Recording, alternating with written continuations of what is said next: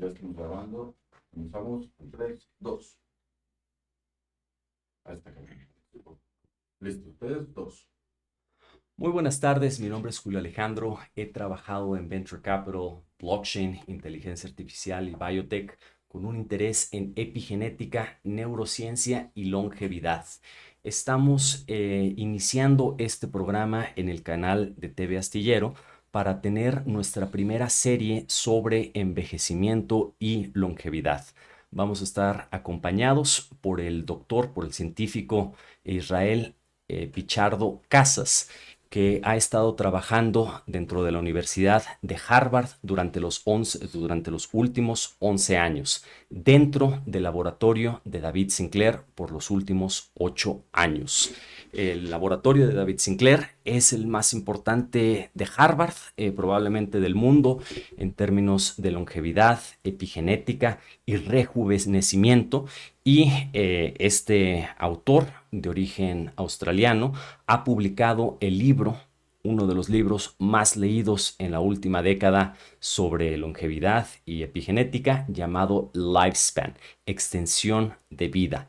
Entonces, en este programa vamos a estar acompañados por el doctor, el científico Israel Pichardo Casas, que es un experto en proteómicas. Vamos a estar discutiendo todos los temas sobre la vida y el trabajo de David Sinclair, el área de genética y epigenética, la reprogramación celular, células madres, inmortalidad biológica, tanto en los animales como en los humanos, cócteles moleculares, como las partes bioquímicas que generan el envejecimiento.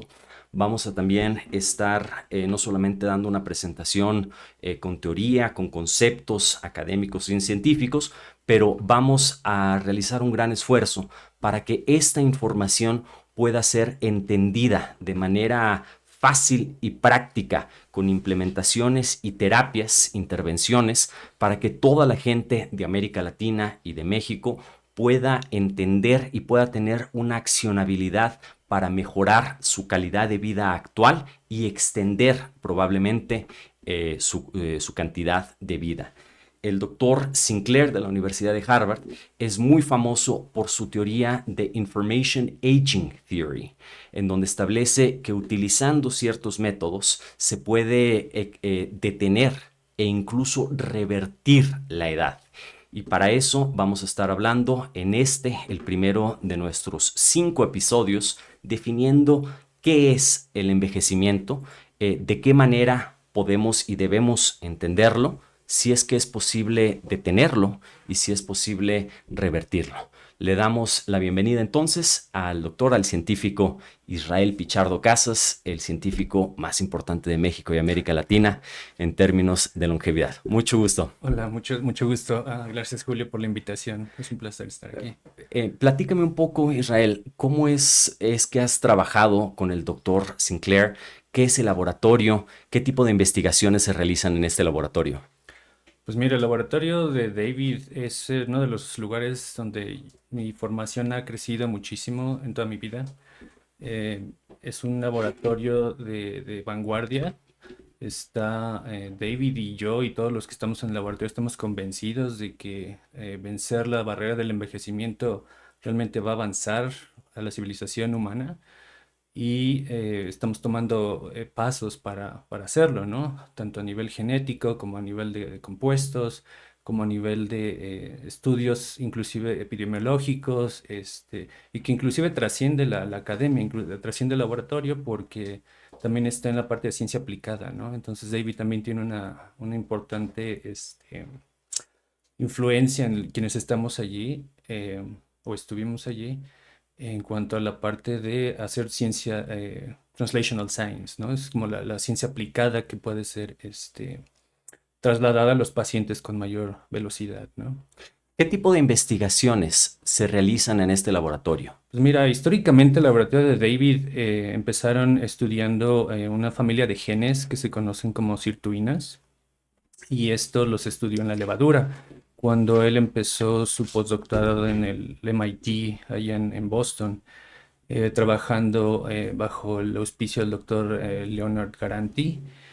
Y él descubrió que estas proteínas o estos genes, que están asociados con un gen que se llama SIR2 o SIR2 en inglés, pues tienen que ver con cómo permite la expresión de genes, esta particular proteína, en cuanto a cómo se pliega el DNA y cómo permite expresar genes que son necesarios para aumentar la longevidad.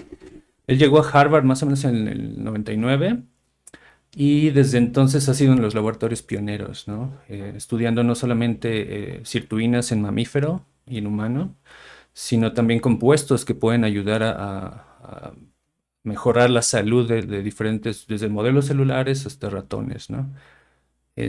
Utilizando compuestos como el resveratrol. De hecho, él fue el primero que propuso que el resveratrol, que es una molécula que se extrae, por ejemplo, de la cáscara de la uva, es un polifenol, tiene propiedades antioxidantes y descubrió que pues cuando se lo dan, por ejemplo, a ratoncitos que tienen hígado graso, puede revertir y alargar la vida de estos animales, ¿no? Cuando tienen una dieta más parecida como la dieta occidental, ¿no? Alta en grasas saturadas, y carbohidratos, ¿no?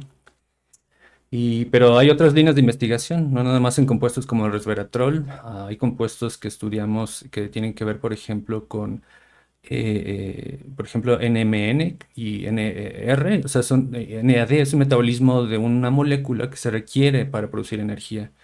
Pero no solamente eso, en su laboratorio se descubrió que esta molécula que se llama NAD es necesaria también para proteger el genoma y para contender, por ejemplo, contra procesos de inflamación. Pero ya en los últimos, yo te diría 4 años, ha habido una revolución también que hemos sido pioneros en el laboratorio, y esto es, como tú mencionabas, en encontrar protocolos o procedimientos para rejuvenecer células, ¿no? Y esto es en lo que vamos a abundar un poco más adelante. Y es la parte que tiene más auge en este momento. Yo te puedo decir reflejada, por ejemplo, con una inversión de más de 1.2 mil millones de dólares en Estados Unidos. 1.2 billones. 2.000 millones de dólares. En 2.000. inglés sería 1.2 billion, ¿no? Ujú. Y esto está creciendo, ¿no? Está retomando una importancia muy, muy grande, ¿no? Y yo tuve la fortuna de poder trabajar un poquito en este campo, ¿no? Utilizando proteómica como herramienta de análisis.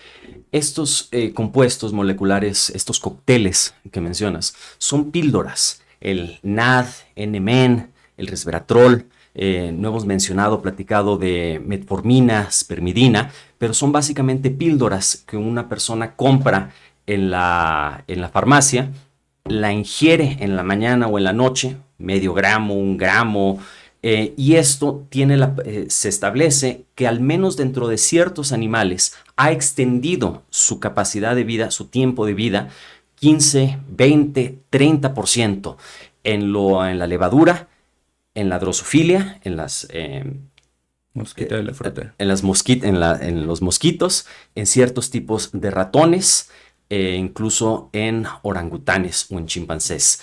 En este sentido, también se ha entendido que existe el término de la inmortalidad biológica, que ya se ha encontrado no solamente en ciertos animales, sino también en las células de cáncer, las famosas HeLa cells. ¿Podrías platicar poco de cómo ya existe la inmortalidad biológica y si ese es el término adecuado? Sí, desde luego hay cócteles que ahora se están probando, se están investigando activamente, y es muy importante todavía esperar resultados clínicos para nosotros ya poder definir o ayudarle a la gente a decir cuáles tienen que tomar, ¿no? Varios de estos compuestos, de hecho, ya se utilizan en la práctica clínica, lo cual quiere decir que ya están probados, que no tienen mucha toxicidad, y son muy tolerables, pero también tienen efectos en la longevidad. Así como lo mencionaba, se ha mostrado en diferentes modelos animales que van desde inclusive las levaduras, los gusanos microscópicos, hasta los ratones y en algunos primates, ¿no? Y aparte aunado a estudios clínicos que han habido, ¿no? Y con respecto a la pregunta que me haces de la inmortalidad celular, pues sí es un aspecto en el que se refiere a que las células pueden, y los Algunos organismos, por ejemplo, pueden repararse y dividirse indefinidamente, ¿no? Mm. Las células HeLa, por ejemplo, que son ¿Cuáles son esos animales? ¿Las algas, las hidras, que se las, llaman unicelulares? hay organismos que nosotros les llamaríamos como menores o que básicamente aparecieron millones de años antes que nosotros Mm. y que ellos, por ejemplo, la hidra o la medusa, son organismos coloniales. Eso quiere decir que están compuestos de muchas células, pero tienen la capacidad de regenerarse continuamente, ¿no?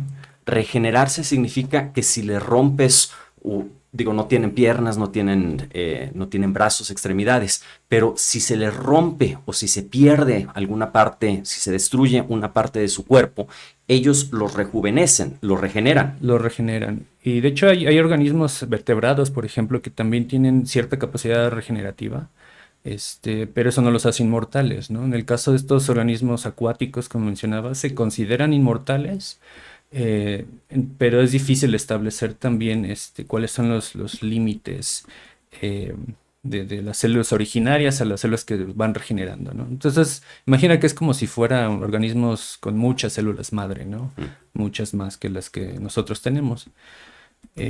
Pero sí, regresando a la parte, por ejemplo, de inmortalidad en organismos superiores como mamíferos. Inmortalidad en este sentido significa que no cambian, que no mueren. Que Y no que cuando mueren. mueren es por predación, o sea, porque otro animal se lo come, porque se le cae un piano, o por homicidio de otros animales, pero teóricamente estos animales podrían llegar a vivir miles de años.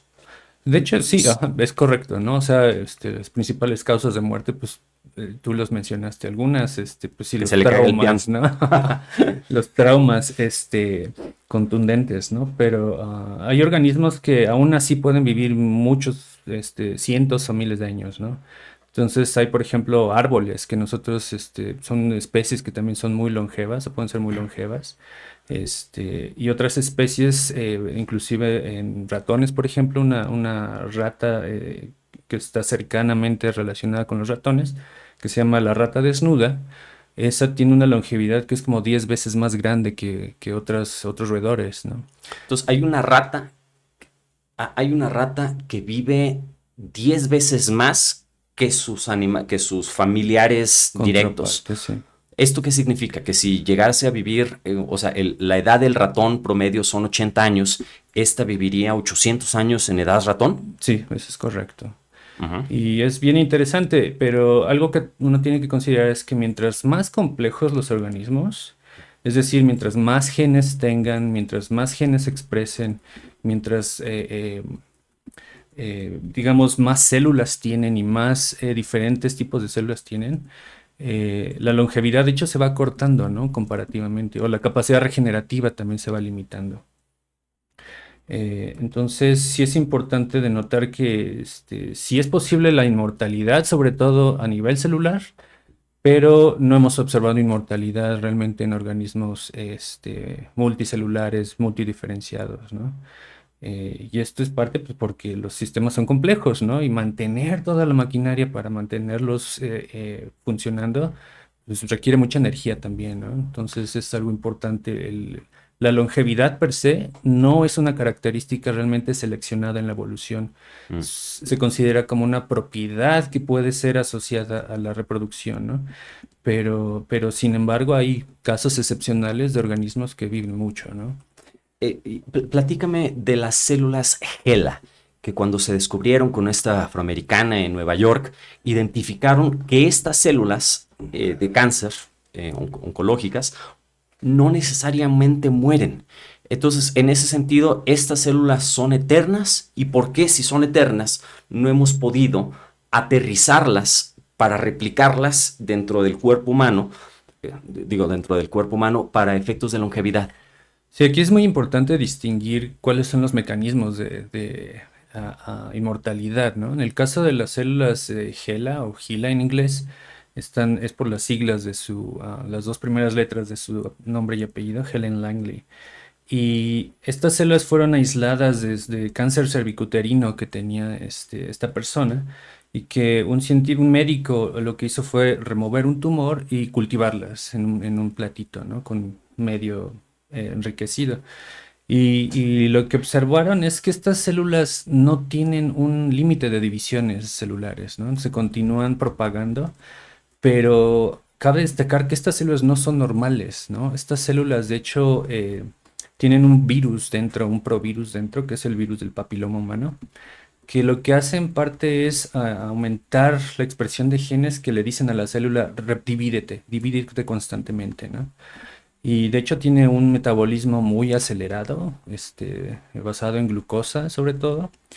Y estas células además, cuando tú ves, por ejemplo, su material genético, estas células tienen algo que se llama aneuploidías. Esto quiere decir que algunos cromosomas están, o ciertos pedazos de cromosomas, están multiplicados varias veces, ¿no?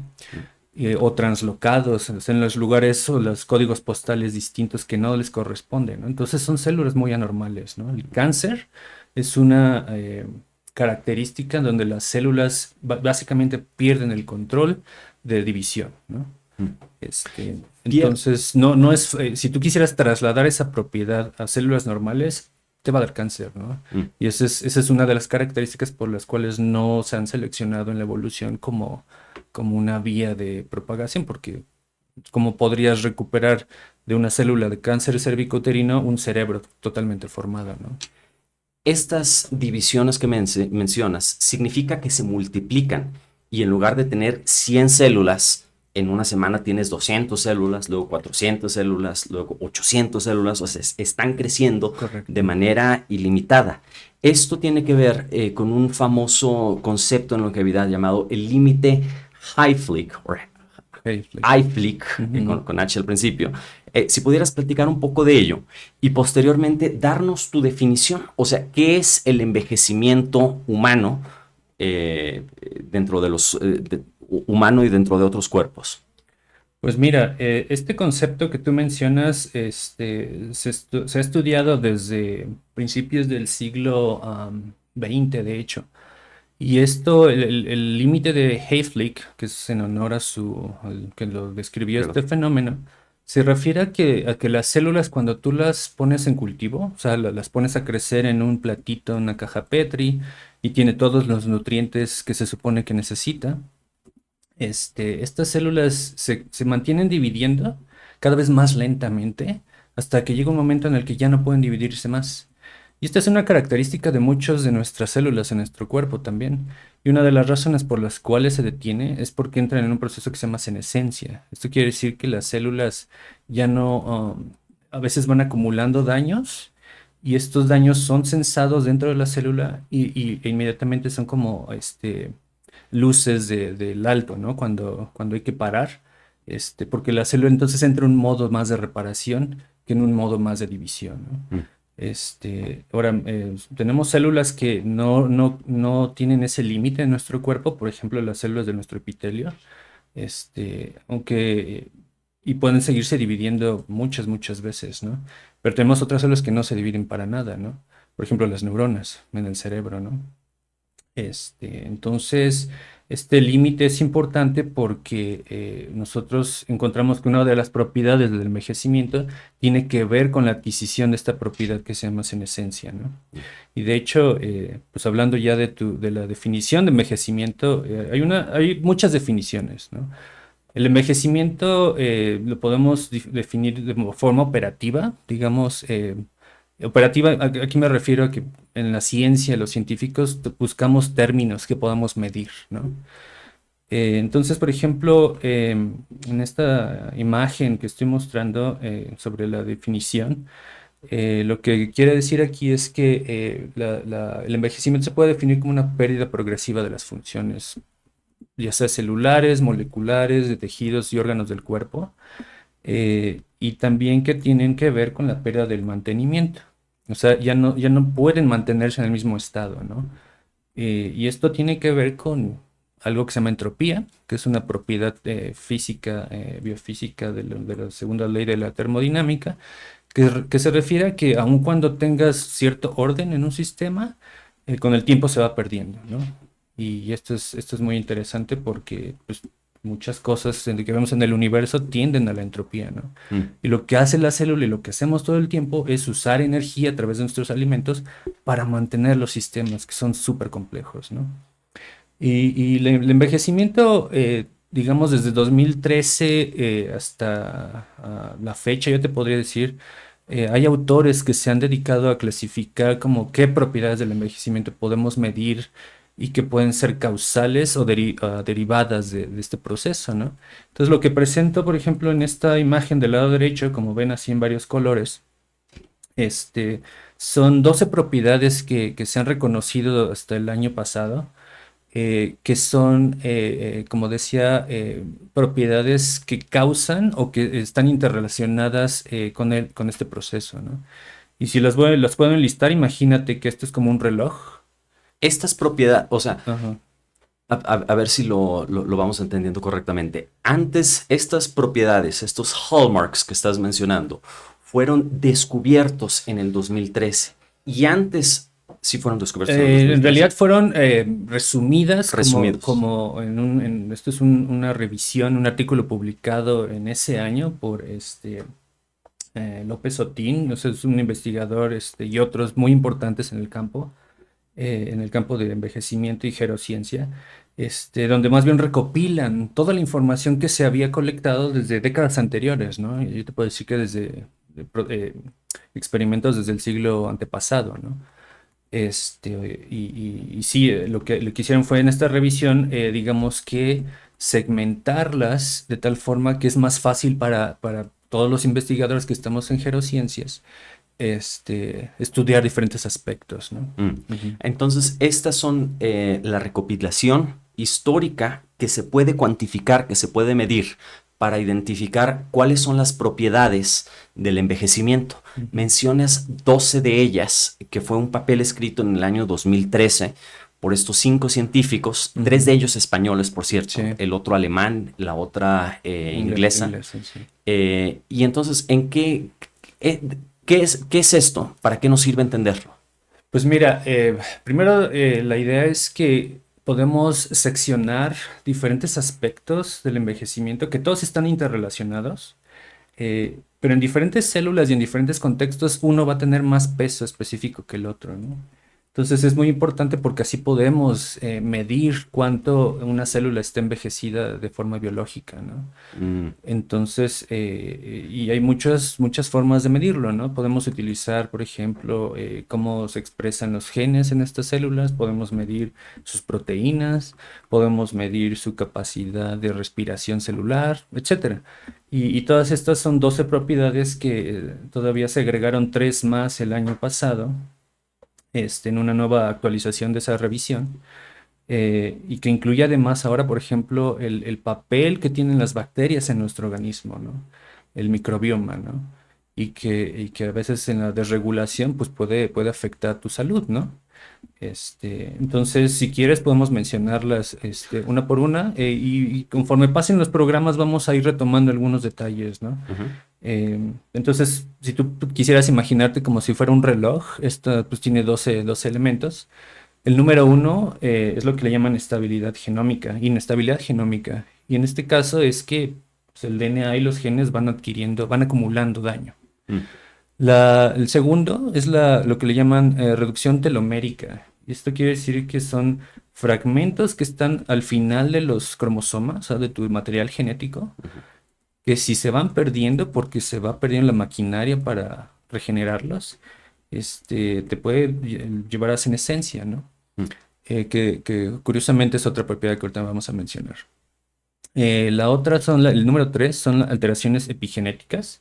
Esto es un tema muy, muy grande, pero a lo que se refiere es a cómo el DNA y los genes que están contenidos en el DNA, que es nuestro material genético, realmente cómo van a expresarse esos genes en función también del ambiente, ¿no? Ujú. El ambiente puede ser intracelular o el ambiente, los alimentos, el ambiente de toxinas, el ambiente, cuánto oxígeno hay, etcétera, ¿no? Entonces es una forma de regular la forma en la que las células usan para regular la forma en la que expresan sus genes.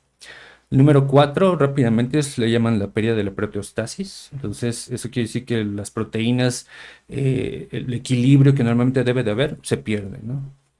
El siguiente es un proceso que se llama, hay varios términos aquí medio rimbombantes, pero en este caso esta se llama macroautofagia, que es un proceso en el que las células se engullen a sí mismas, o sea, auto significa a sí mismo y fagia es que se come a sí mismo.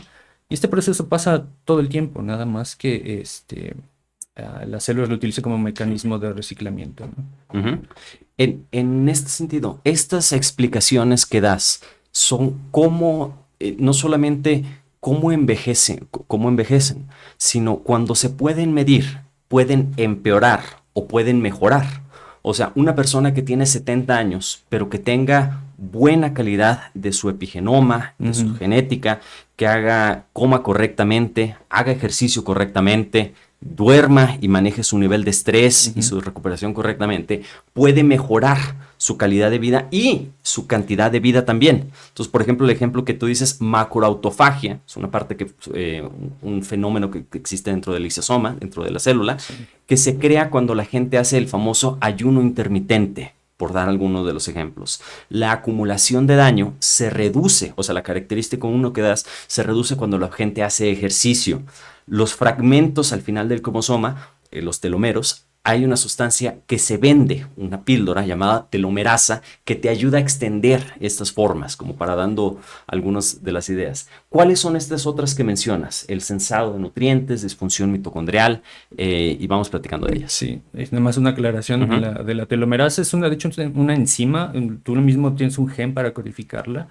De hecho, no te la tomas, tú mismo la produces. El único problema es que con el tiempo se va perdiendo esa enzima, ¿no? Mm. Y cuando no tienes esa enzima, pues se cortan los telómeros. Ujú.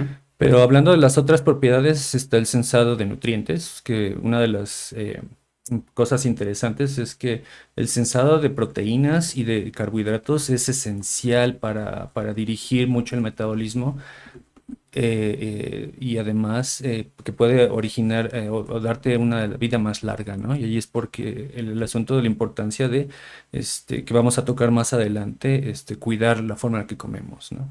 La disfunción mitocondrial también es una propiedad muy importante porque la mitocondria, que es un organelo que está dentro de las células, que produce la energía, imagínense como una batería donde todo el tiempo se está produciendo energía, se almacena energía y se produce. Cuando esa falla, hay muchos procesos que van a fallar, ¿no? Mm. Otra propiedad, por ejemplo, es la senescencia celular y tiene que ver con este concepto que habíamos mencionado del límite de Flick. Y la senescencia se define como un estado de las células en las que se detiene su división celular y aparte están como atoradas genéticamente y además producen moléculas de auxilio, ¿no? Le piden a las células, por ejemplo, del sistema inmune que vengan y las ayuden. Y esto es porque secretan una serie de proteínas que son muy importantes, ¿no? Entonces, como ves, hay una interrelación también entre las células, ¿no? Y esa es una de las propiedades que también se maneja, por ejemplo, en el número 10 ahorita me va a saltar una, que es la comunicación celular. Y eso quiere decir que son las cosas que una célula de un tejido secreta y que le sirven a otro, ¿no? Un ejemplo, pues en las hormonas, ¿no? O sea, Mm. las hormonas que te dan hambre, las hormonas que te regulan, por ejemplo, cómo absorbes los electrolitos, etcétera, ¿no? Ahí, por ejemplo, me regreso al número 9 que es el agotamiento de las células madre. Eso quiere decir que se pierden las células que te dan capacidad regenerativa, ¿no? Entonces, pues, obviamente vas a perder esa función. La inflamación crónica, eso se refiere a que los procesos normales de defendernos contra patógenos, cuando tenemos un daño, por ejemplo, con una cortada o cuando tenemos una enfermedad degenerativa, hay mucha inflamación y eso se ha visto que acelera el envejecimiento, ¿no? Y finalmente el número 2 es la disbiosis, ¿no? Y ese es el proceso en el que, como mencionaba, es que hay veces que se puede perder el balance de bacterias que tienes en tu organismo, ¿no? Y cuando eso pasa, entonces te puede causar problemas serios, ¿no? Problemas metabólicos, problemas cognitivos, muchos otros, ¿no? Y ahorita es un área de estudio muy activa, ¿no? Entonces, como ves, estos 12 hallmarks of aging, o sea, estas 12 características, este, por sí sola, una sola no es la causante, pero una o dos o tres combinadas pueden ir haciendo este efecto acumulativo, ¿no? Entonces, algo que es interesante es que las células de nuestro cuerpo, cada una y cada órgano envejece a diferente velocidad. Y además, dentro de un solo órgano, las células, por ejemplo, una célula vecina con la otra, puede tener una edad diferente, ¿no? Y estos son también paradigmas que ahora estamos probando, inclusive a nivel celular, ¿no? Y a nivel de molécula única, ¿no? Con herramientas de investigación de vanguardia, ¿no? En estas 12 características del envejecimiento ayudan a dos partes. Una, lo que se llama lifespan, que es extensión de vida, en donde la gente ya no muera a los 80, sino a los 90, 100, 110 años. Y la otra, que es health span, que es la calidad de vida, o sea, que no pierdan cuando ya están cuando ya son abuelitas, no tengan una pérdida de funciones. ¿Nos podrías explicar qué significa esto? ¿Cómo esto se relaciona a lo que se llama, en lugar de medicina 2, que es evitar la patología, la traumatología, evitar que la gente se muera inmediatamente, sino que mejorar su calidad de vida? ¿Y cómo se relacionan estos dos términos? Claro, mira, en el asunto de longevidad hay dos componentes que podemos medir, ¿no? De hecho, esta imagen que estoy mostrando aquí pues es una gráfica que en un eje, en el eje de abajo, que se llama de X, tenemos la edad, ¿no? Y entonces aquí está segmentado en diferentes décadas, ¿no? Y en el eje de la línea vertical, el eje de Y, tenemos lo que podríamos llamar salud, ¿no? Entonces, en inglés, la parte de longevidad se le llama lifespan, y la parte de salud se le llama healthspan por su nombre en inglés. Y esto es muy importante porque pues es una forma en la que si nosotros vamos a medir las diferencias, por ejemplo, de dar este cóctel de fármacos o en hacer alguna intervención que pueda ayudarnos a extender nuestra vida, es muy importante saber si simplemente nos mantiene enfermos por más tiempo o simplemente comprime el tiempo en el que estamos enfermos, ¿no? Entonces, por ejemplo, en esta imagen, tú verás en la línea negra, en la que dice, se refiere a la población en general. Entonces, digamos, la población en general tiene un promedio de vida a nivel mundial como de cerca de 78 años, ¿no? Y eso depende de cada cultura y de cada capacidad económica, de estudios, etcétera, ¿no? Pero, por ejemplo, si tú lo comparas con atletas, que estaría en la zona de la línea gris, lo que notas es que a pesar de que no tengan una vida muy diferente, en promedio de vida pueden vivir como entre 4 a 10 años de extensión de vida, de longevidad. Pero sin embargo hay algo que está bien interesante y lo puedes ver en la zona sombreada de esta imagen, que es lo que le llaman la salud incrementada. Y todo lo que está en la zona de gris, lo que indica es que ellos mantienen su salud por más tiempo. Y cuando dicen la frecuencia de enfermedades disminuidas, realmente está comprimida hacia el final de la vida. Eso quiere decir que sufren menos cuando están siendo viejitos, ¿no? Y eso es lo que buscamos. Realmente, para serte realista, en el laboratorio de David no estamos tanto con la idea de buscar la inmortalidad o la longevidad alargada, ¿no? Lo que buscamos es realmente buscar maneras, intervenciones de alargar la salud, ¿ok? Y esto es muy importante porque esto también es un concepto que lo hace también más democrático, ¿no? O sea, no es que nada más las personas que tengan mucho dinero van a vivir muchas décadas más, ¿no? Sino que el asunto de que tengamos acceso a mayor salud por más tiempo nos va a permitir en nuestra vida diaria cargar a nuestros hijos cuando tengamos 80 años, ¿no? O a nuestros nietos y además pues poder mantener una vida productiva y saludable, ¿no? Entonces, en el caso de los atletas, pues aquí lo que ves es alarga el health span, ¿no? Ujú. Pero es lo que buscamos con píldoras, con intervenciones De reprogramación de celular. reprogramación celular, por ejemplo, ¿no? O de intervención con pequeñas moléculas, ¿no? Etcétera, ¿no? Entonces, hay mucho ya que conocemos que puede ayudarnos a esto, pero esa es la idea, ¿no? Alargar la salud, ¿no? ¿Cómo esto se traduce en costos económicos nacionales, ¿cómo funciona el bono demográfico que diferencia México de América Latina y otros países globales? Y si pudieras hablar de cómo nos beneficiaría, tanto individualmente como nación, el aplicar estas teorías y estas intervenciones que en un futuro vas a mencionar o que en otros programas vas a mencionar. Sí, vamos a abundar más, pero es muy importante. O sea, a nivel individual, como mencionaba, va a permitir hacer más cosas, ¿no? Vas a tener dos carreras, ¿no? Vas a tener la posibilidad de viajar más, ¿no? Vas a tener la posibilidad de, a lo mejor no retirarte cuando tú estás en tu edad máxima de sabiduría, ¿no? Y de ayudar a los demás, pero a nivel social, a nivel comunitario de naciones, va a tener un impacto enorme porque eso afecta también la productividad de las naciones, ¿no? Y por otro lado, también hay que pensarlo como el gasto en salud, ¿no? El gasto en salud, en general en las economías se considera como un pasivo, ¿no? O sea, como un gasto en el que no dan realmente mucho para la economía, ¿no? Porque lo que quieres es mantener a las personas vivas, ¿no?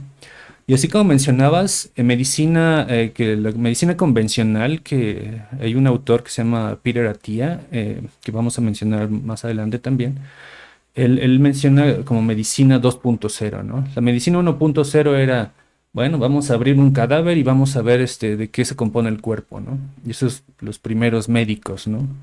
La medicina tradicional. La medicina 2.0 se refiere a la medicina alopática, ¿no? A la medicina que conocemos del siglo XX, que te dan una droga, un fármaco para básicamente aliviar síntomas o algunas veces algunas causas, ¿no?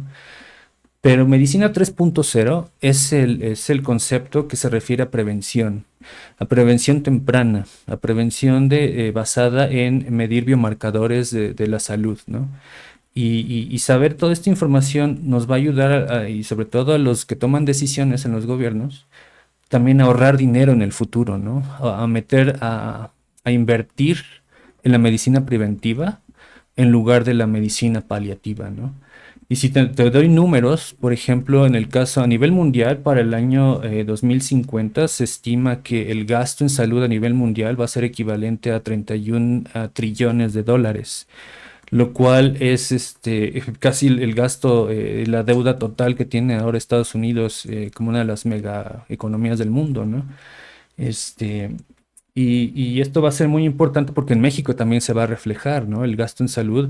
Nosotros tenemos algo que se llama un bono demográfico, ¿no? La mayor parte de la población en México tiene menos de 30 años. Y esto es importante porque ahorita, en las siguientes 2 décadas, pues este país va a ser muy productivo, ¿no? Pero a medida que lleguen a los años 50 de su edad, toda esta población va a empezar a enfermar. Y esta población va a empezar a enfermar sobre todo de diabetes. Y esto es algo que ya está ocurriendo en México. México es el país con el número más alto de personas con diabetes del mundo. Y aún así no tenemos suficientes políticas de prevención, ¿no? Porque mucho depende de la calidad de vida también. Entonces, esta inversión en gasto en salud va a incrementar muchísimo y esto se va a convertir en un problema en el futuro muy importante, ¿no? Por eso es importante empezar a batirlo desde ahora, ¿no? ¿De qué es más probable? ¿De que yo muera en los siguientes años? Hay algo que Peter Attia llama los 4 jinetes del apocalipsis y establece que el 80% de las muertes, entendiendo que no sean homicidio, suicidio, o que sea involucrado porque la gente fume o sea alcohólico por un estilo de vida contraproducente, el 80% de las muertes tienen que ver con estas 3 o 4 categorías. ¿Cuáles son ellas? ¿Cuáles son ellas? Pues mira, aquí se refiere a 4 enfermedades que son las enfermedades que causan ¿4 familias o 4? 4 enfermedades. Algunas de estas son familias de enfermedades, ¿no? Entonces, para mencionarlas, el riesgo más alto de muerte ahora en el mundo es enfermedad cardiovascular, ¿no? Es cuando desarrollas, por ejemplo, aterosclerosis y puedes tener un infarto al miocardio súbito, ¿no? Y esto se hace más frecuente, el riesgo aumenta mucho más a partir de los años 50, inclusive en los años 40 en hombres, ¿no? aunque se hace mucho más alto después de los 65 años, ¿no? La segunda causa de muerte más frecuente es el cáncer. Y como te digo, el cáncer abarca una serie de diferentes enfermedades. El cáncer no es igual para todos los tipos de cáncer que hay. Inclusive se considera que no es la misma enfermedad más, ¿no? Porque tienen muchas particularidades, ¿no? Cáncer de próstata, cáncer de colon, cáncer de piel, ¿no? Entonces, esa sigue siendo uno de los grandes asesinos, ¿no? En el mundo. Las otras causas tienen que ver, por ejemplo, con enfermedades metabólicas como la diabetes tipo 2, que es una de las, como mencionaba, el jinete que más está asediando México. Mm. Y, y la otra, Neurodegenerativa. de enfermedades neurodegenerativas, ¿no? Y esas incluyen, por ejemplo, Parkinson, Alzheimer, demencia senil, etcétera, ¿no?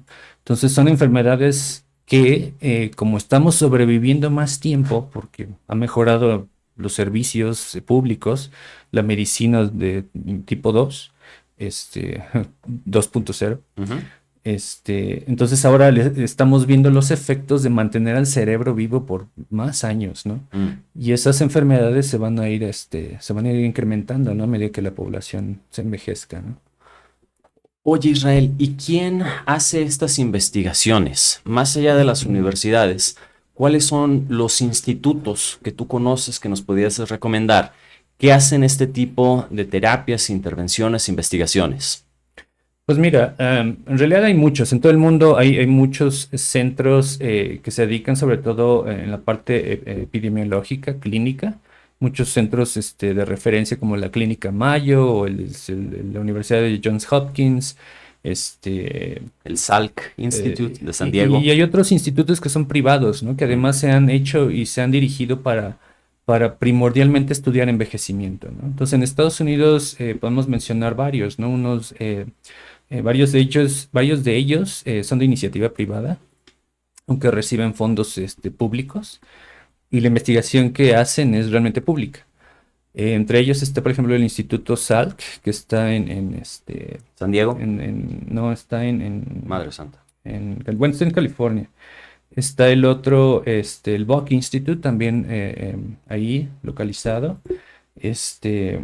Está, por ejemplo, y hay laboratorios también que funcionan ya como compañías, ¿no? Por ejemplo, Altos Labs, que es una compañía fundada y financiada por Jeff Bezos y Gary Milner, fundadores de Amazon y Google, donde la última inversión que hicieron fue como de más de 3 billones de dólares, ¿no? En billones americanos, ¿no? O sea, 3 mil millones de dólares.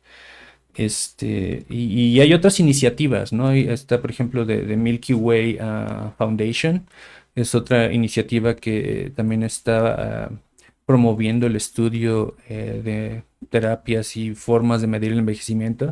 Y más reciente, de hecho, acaba de salir un premio que se llama el X-Prize para longevidad.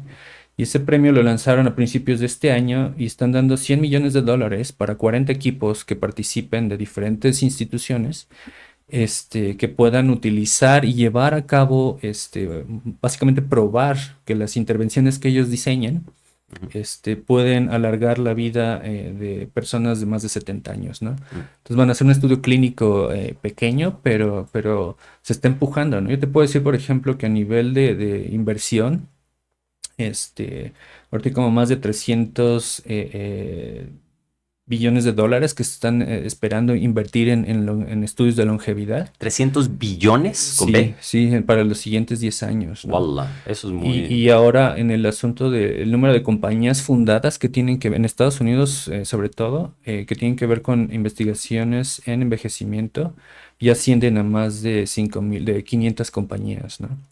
Y esto lo vamos a ver con más impacto en los siguientes 5 a 15 años, ¿no? Y mencionaste este premio que fue creado por Peter Diamandis de la Singularity University, se llama una universidad de Nueva York, un centro hiperfuturístico. ¿Qué otros personajes? Está David Sinclair, está Nir Barsilaí, está Peter Attia, está Brian Johnson, muchos de ellos muy enfocados en la Universidad de Oxford. ¿Quién más trabaja en estos? O sea, ¿quiénes son los autores? ¿Cuáles son los libros famosos, reconocidos, que la gente debería identificar y probablemente leer o tenerlos en su De radar? hecho, tengo una imagen aquí para saber más, ¿no? Entonces yo te puedo decir que yo sí realmente recomiendo leer el libro de David, que se llama Alarga tu esperanza de vida, de Peter Attia, Sin límites, la ciencia y el arte de la longevidad. Son de mis libros favoritos ahora. Mm. Nir Barzilai, él es un investigador en Nueva York. Del Albert College of Albert Medicine. Einstein, Albert Einstein. Colegio de Medicina en Nueva York. en Nueva York. Y él, de hecho, tiene una hipótesis de que drogas, por ejemplo, fármacos que pueden controlar la diabetes, también pueden alargar la vida, ¿no? Y Walter Longo, ¿no? Son algunos de los autores que ahora puedo mencionar, así que la gente puede buscar. Y Walter Longo, él ha estudiado mucho, en particular, los efectos celulares y moleculares del ayuno, ¿no? El ayuno es una característica, una estrategia de vivir más porque forzas a tu cuerpo a reciclar, ¿no? Esto es muy importante lo que mencionas, tanto lo de Longo como de Barzilai, porque son intervenciones de muy bajo o gratuito. O sea, el área de Walter Longo es cómo tener el ayuno, llamado el ayuno intermitente, en donde no comes durante 16 horas o solamente tienes lo que se llama OMAD, que comes una comida al día o dos comidas durante un periodo de 3 o 4 horas. Y estos, pues lo que tú mencionas, o sea, activa la autofagia, un proceso en el lisosoma que te ayuda a extender tu vida. Y la investigación dentro del Instituto TAME o la Federación TAME de Nir Barzilai, que es clave porque es una medicina que lleva décadas de existencia, la metformina, y al menos aquí en México te cuesta 50 pesos las tabletas de 12 o de 24, e incluso en Estados Unidos puedes comprar paquetes de 500 píldoras de metformina, porque no tiene, corrígeme si estoy en lo incorrecto, pero no tiene propiedad intelectual, no tiene una patente. Entonces, al no tener una patente, todo mundo la puede reproducir a muy bajo precio, y en México, América Latina, África, gente que tiene predisposición a la diabetes o problemas de obesidad, los puede utilizar, y este es uno de los estudios más interesantes a nivel global. Sí, nada más hay con ciertas precisiones. En el caso de TAME o TAME, como dices, en realidad son las siglas del estudio clínico que Nir Barzilai está organizando para realmente probar en personas de edad avanzada si este fármaco que se da a los pacientes, ya se da y se viene dando desde hace décadas a pacientes con diabetes, que es un hipoglucemiante, así se llama, la metformina. Él está haciendo un estudio clínico para demostrar que sí puede tener un efecto metabólico y por lo tanto alargar la salud de las personas, ¿no? Ahora, es muy importante decir que yo no estoy recomendando, ni nosotros estamos recomendando en este momento, tomar la metformina, porque eso lo tiene que regular un médico, ¿no? Porque es un hipoglucemiante potente y de hecho debe ser monitoreado, ¿no? Por eso los pacientes con diabetes tienen su glucómetro, ¿no? De hecho, yo no tengo diabetes, pero por ejemplo, tengo un sensor aquí de glucosa que continuamente está leyendo cuánta glucosa tengo en mis tejidos, ¿no? Entonces es una forma en la que yo también puedo medir cómo los alimentos que yo como afectan, ¿no? Inclusive si tomar alguna droga, ¿no? Entonces, sí, hay diferentes fármacos que ahora se van a probar y Nir Barzilai es uno de los que están liderando ese uso, ¿no? Estás mencionando el uso de fármacos, pero para entender el uso de fármacos tenemos que entender cuáles son los factores de riesgo y las individualidades genéticas. Exacto. Y de estilos de vida que las personas tienen. ¿Cuáles son estos factores de riesgo que hacen o que generan un camino con una predisposición a mayor comorbilidad o algún tipo de enfermedad que va a tener? Claro. Algo que tenemos que tomar en cuenta es que a pesar de que tú y yo somos de la misma especie, ¿Humana o pues, especie humana. más o menos? Ajá, más o menos. Los dos, por lo menos somos primates. Pero la idea es que hay diferencias entre tu DNA y mi DNA, ¿no? Y en esas diferencias, aunque sean, por ejemplo, de 0.01%, que es muy poquito porcentualmente, pero es muchísimo a nivel de secuencias de DNA, ¿no? Esas diferencias que hay entre las personas en su material genético, en su información genética, eso también nos puede dar origen a diferencias en cómo metabolizamos ciertos compuestos, ciertos fármacos, ¿no? Entonces hay personas que, por ejemplo, metabolizan, por poner ejemplo, la metformina más rápido que otras, ¿no?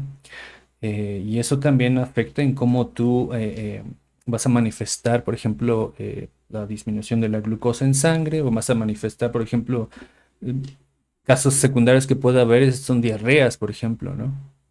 Entonces cada persona tiene que saber que esas pequeñas diferencias que nosotros ahora les llamamos polimorfismos, para hablar de términos genéticos, esos polimorfismos, poli por varios y morfismos, diferentes formas de expresión, los polimorfismos pueden darte diferentes respuestas, ¿no? Entonces, por eso es importante que tú con tu médico vean cómo respondes a ciertas cosas, ¿no? Ahora, hay algo más interesante y esto es que nosotros ya podemos usar servicios que tú puedes pagar para ver cuáles son tus polimorfismos, ¿no? Y por poner un ejemplo, Servicios son compañías que están... genéticos, son compañías que tú puedes mandar una muestra de tu saliva, Ujú. de la piel que está en la saliva, el epitelio, de ahí le extraen el DNA. Y de ese DNA te pueden medir polimorfismos bien específicos y varios de ellos pueden ser hasta más de 350,000, ¿no? Que se han visto que son diferencias en poblaciones humanas, ¿no? ¿Pero qué se mide? O sea, se mide tu Lo mi- capacidad de absorción de glucosa, Lo que de miden, azúcar, de lo que oxigenación. miden son los cambios a nivel de DNA que pueden correlacionar con los cambios fisiológicos, ¿no? Aquí es muy importante destacar que no estás midiendo ni el oxígeno directamente, ni la glucosa directamente, ni la cognición directamente, ¿no? O sea, porque son además características complejas, pero lo que estás midiendo es la probabilidad de que tú, por ejemplo, puedas padecer alguna enfermedad, ¿no? Entonces hay enfermedades cuyas mutaciones o polimorfismos conocemos bien claro, sobre todo enfermedades genéticas, pero hay otras en las que las influencias de esos genes cuando están mutados son más complejas, ¿no? Diabetes tipo 2, por ejemplo, se calcula, por ejemplo, que tienen que haber mutaciones entre 40 a 200 genes para que tengas diabetes, ¿no? En cambio, hay enfermedades genéticas con una sola mutación. ¿Y qué hay? ¿Se pueden medir? ¿Hay tests? Hay ¿Cuál? tests. Entonces, por ejemplo, hay compañías en Estados Unidos, en México todavía no estoy consciente de alguna, pero lo que hacen es te identifican esos polimorfismos y en una aplicación del teléfono te van enviando, o en la computadora te van enviando información, la información clínica asociada a esas mutaciones que te pueden dar cierta predisposición, ¿no? Entonces ya tienen algoritmos que para algunas enfermedades es más fácil predecir, ¿no? Por ejemplo, yo hice una prueba así, ¿no? De hecho, hice dos pruebas. Una en donde me midieron mis polimorfismos Mm. y tengo, por mi herencia genética, tengo una alta predisposición a la diabetes, ¿no? Como muchos mexicanos, ¿no? Mm. Entonces tengo que cuidarme mucho, por eso mido, por eso me gusta, necesito medir la glucosa para saber si tengo que hacer alguna intervención. Y la otra es el otro prueba que me hice, por ejemplo, fue secuenciarme completamente mi DNA, ¿no? O sea, ya puedo saber todas las secuencias y cómo pueden estar, no nada más cambiadas en ciertos puntitos, pero a nivel más global, ¿no? Entonces es muy importante saber eso. Es muy interesante lo que mencionas. Hay varias compañías que yo he utilizado. 23andMe, Ujú. eh, Sí, no sabía si decir marcas, pero sí, Inside Tracker, que es ajá. una de las más famosas. Las vamos a realizar cuando yo y mi papá estemos en Estados Unidos, porque muchas de ellas no llegan aquí a Sí. México y no podemos entender lo que tienes en tu hombro, que es el Libre Abbott Ujú. de la compañía Abbott, que yo mismo aquí utilizo un medidor como un Ujú. velocímetro si fuera tu carro, Ujú. que te haga entender cómo es que tu cuerpo funciona con Whoop, Oura Ring. También tenemos uno para ejercitar nuestros pulmones, Oura Fit, bueno, Aura y otro Ujú. Aura Fit, y son interesantes y muy importantes. Una pregunta, Israel, ¿cómo es que nosotros llegamos a entender que una misma población pueda vivir 5 años, 10 o 20 años más? O sea, hay un concepto que se llama los centenarios y las Blue Zones. A ver si nos puedes dar ejemplos globales. Te doy uno yo mismo. En uno de los vecindarios que vivía en Londres, se llama Kensington. La mayoría de la gente lo conoce como el sur de Kensington, South Kensington. Entonces, dentro de South Kensington, hacia el norte, de la gente que vive en el sur, que es el área adinerada, Ujú. tiene una expectativa de vida de 20 años de diferencia Wow. con la gente que vive en el norte. Lo mismo pasa en el área de zona Sonoma, en San Francisco, en donde la gente vive casi 20 años de diferencia entre las zonas adineradas del norte Ujú. del área metropolitana de San Francisco contra las zonas de afroamericanos y latinos, enfatizadas en Oakland y en otras regiones Ujú. de personas de color. Entonces, incluso dentro de la misma ciudad hay una tremenda diferenciación. A nivel global, ¿cómo pasa? Pues mira, aquí hay que distinguir dos cosas. Y cuando te hablaba, por ejemplo, de diferencias genéticas, hay ciertas poblaciones que tienen como el cóctel perfecto para vivir más, ¿no? Wallah. Y eso quiere decir que ellos durante su historia, han seleccionado ciertas características que les permite vivir más, ¿no? Y estos son lo que le llaman las zonas azules, ¿no? De hecho, hay un especial en una de estas plataformas Netflix. de streaming. Sí se puede decir Está Netflix. bien.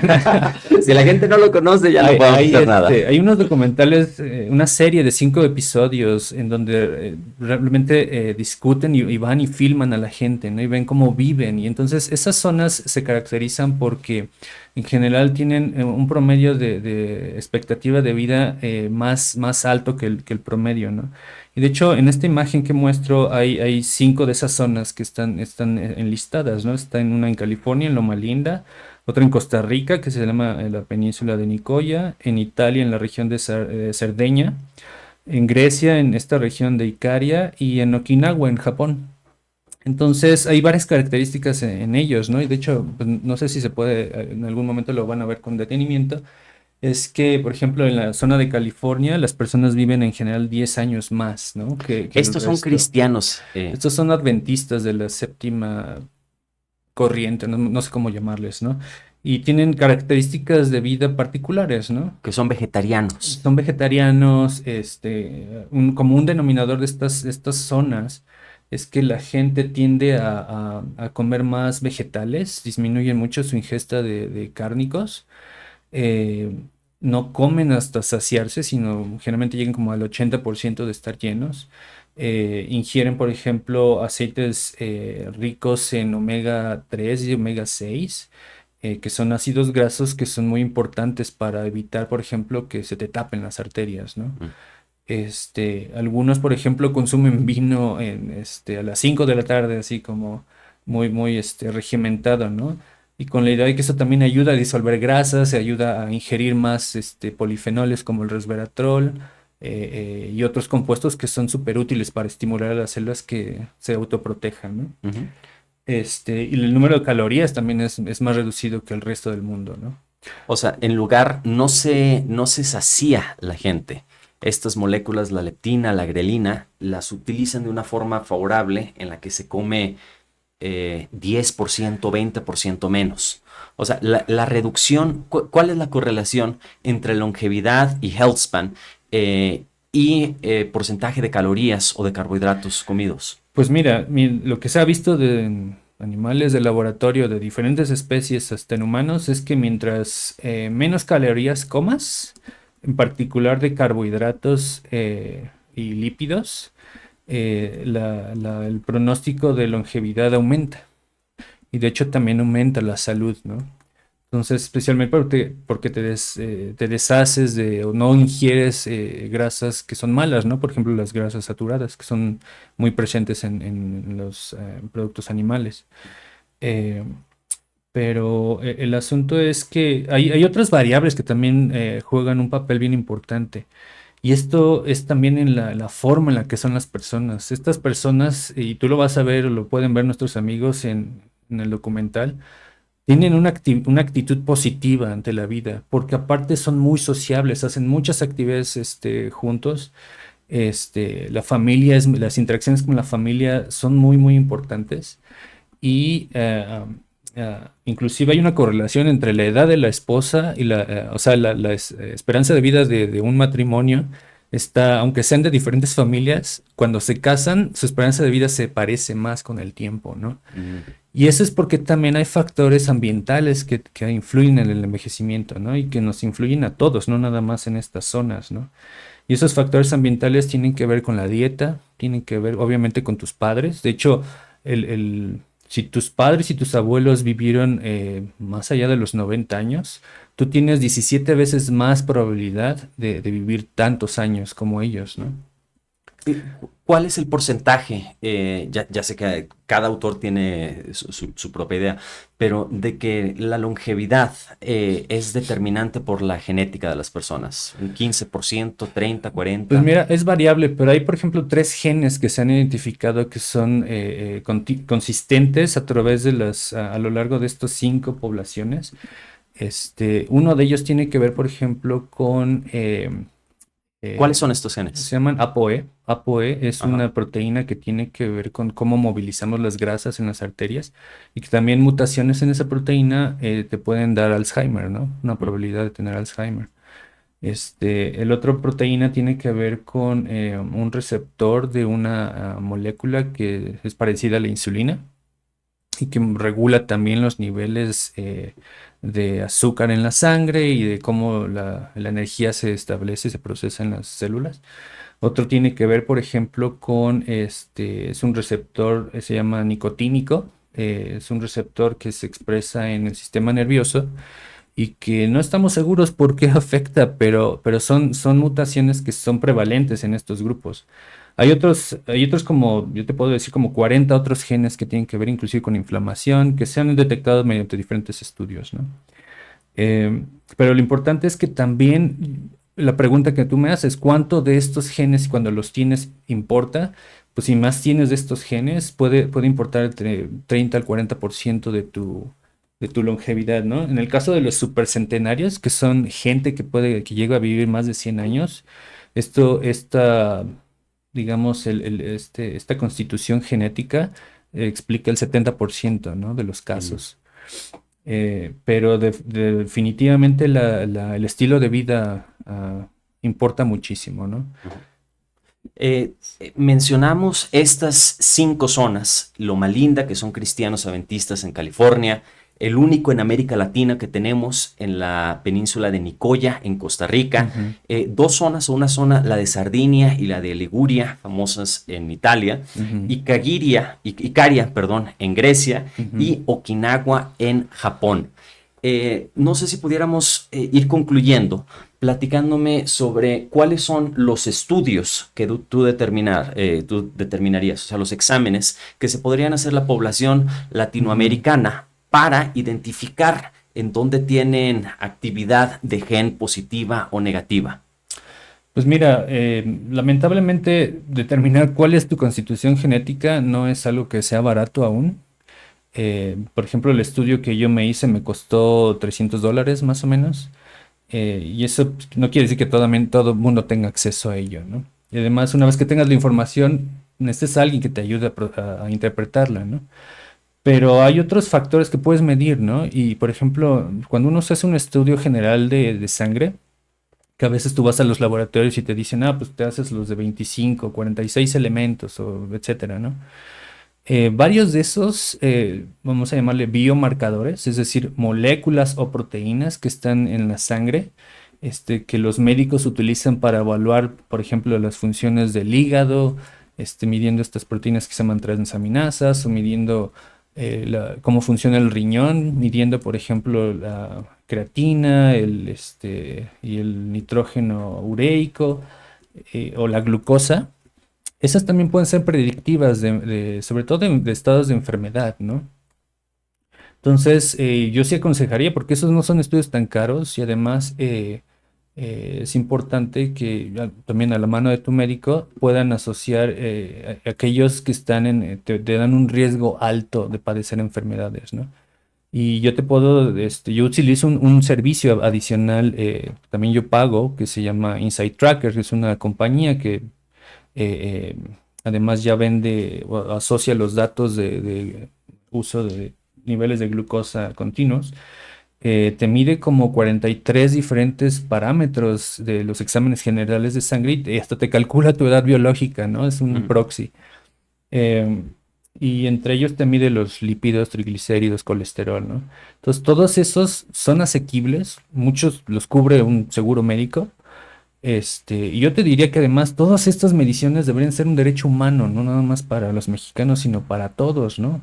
Y yo creo que eso es algo que los gobiernos deberían de empezar a enfocarse en, así como el Internet es un derecho humano hoy en día, el tener el acceso a medir biomarcadores de salud debería ser extensivo para toda la gente, ¿no? Y yo pienso que en la siguiente administración yo le pondría un énfasis en esa parte porque va a tener va a tener efectos muy, muy importantes, ¿no? Benéficos. En efecto, el proteccionismo realiza que, que muchas de estas compañías que están basadas en California o en Texas no puedan exportar sus productos a México o América Latina. Y muchas veces se tienen que ir hasta Australia, a Dubái, a Europa, a Egipto, a otras partes para vender estos productos sin poder pasarlos de California hacia Baja California, México.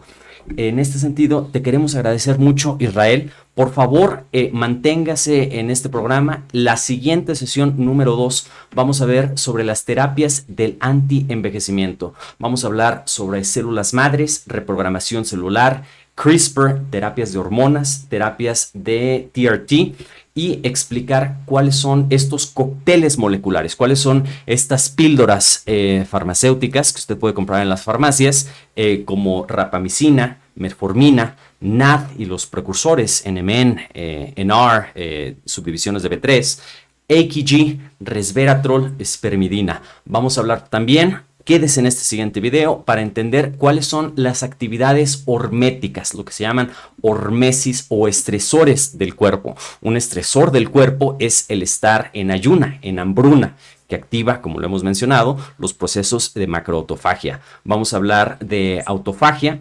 termogénesis, hipoxia, ejercicios HIIT, radiaciones.